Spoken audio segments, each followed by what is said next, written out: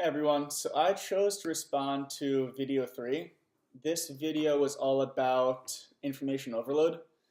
So people today are consumed by technology all day, every day. This can be good, but also pretty bad when it comes to our close personal relationships. The video said that people use technology about 12 hours a day on average. There's simply not enough time in the day to use that much technology and really pay attention to your loved ones.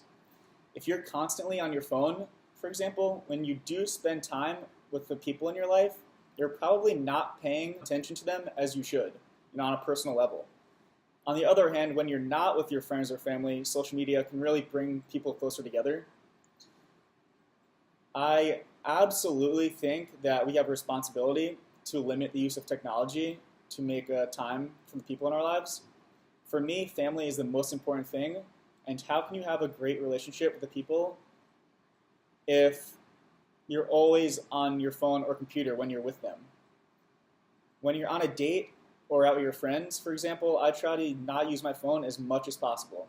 First, because it's pretty rude, but I have more fun when I'm not always worrying about what other people are doing, though a lot of benefits to using technology. Mary Chayko, in her book, gave multiple great examples of these benefits. One example was that when she talked about keeping in touch with long-distance relationships, but you have to know the time and place.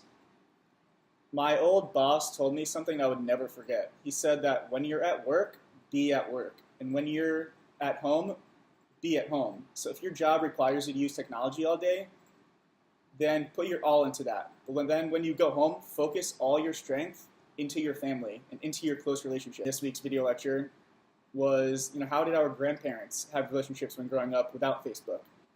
I would imagine going out to your friend's house or to a park brought them a lot closer together than many of our kids nowadays. So lastly, the thing to remember is to be in the moment, because technology really affects our relationships. It's us to realize if they're helping our relationships or hurting them.